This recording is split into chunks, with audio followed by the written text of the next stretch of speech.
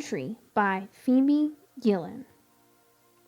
Long, long ago and far away, across a wide ocean, there was a small, happy kingdom.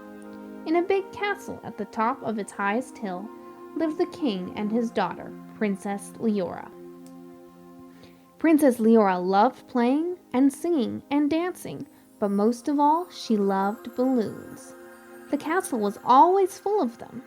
Then, one day, messengers came with an invitation for the king.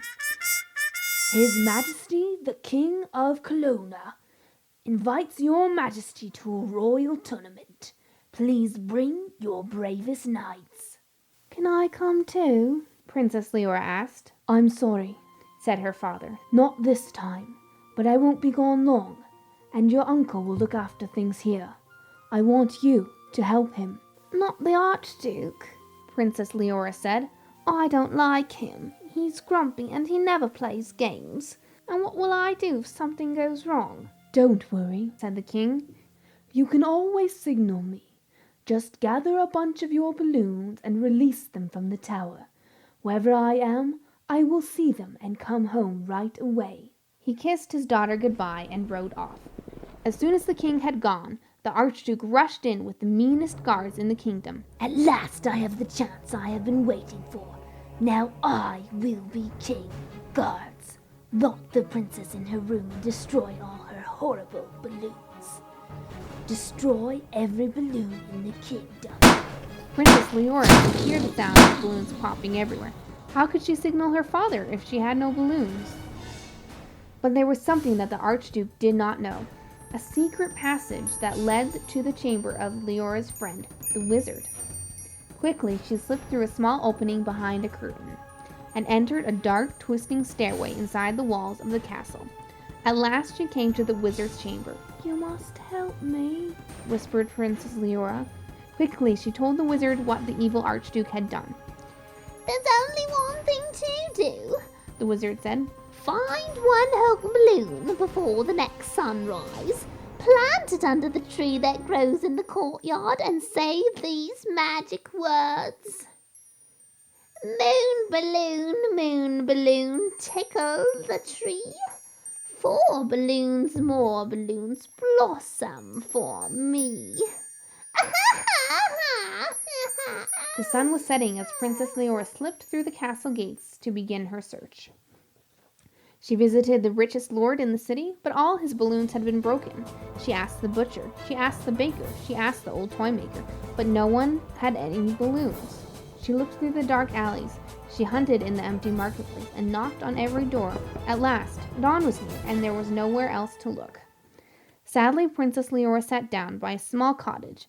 The little boy who lived there heard her and came down to the window. Princess Leora, what are you doing down here in the dark? He asked. When the princess told him why she had to find a balloon before morning, a strange look came over the boy's face. I can help you, he said. He ran off inside and came right back with a balloon.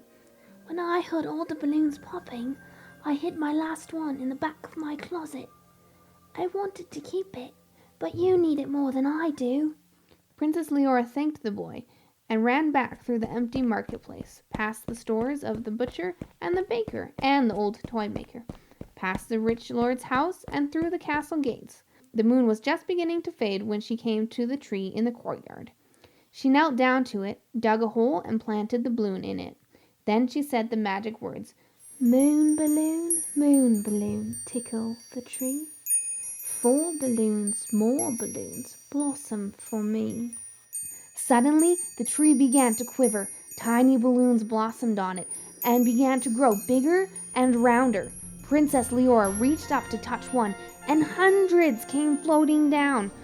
More and more balloons blossomed from the tree until they filled the whole courtyard. As the sun rose, they drifted through the gates.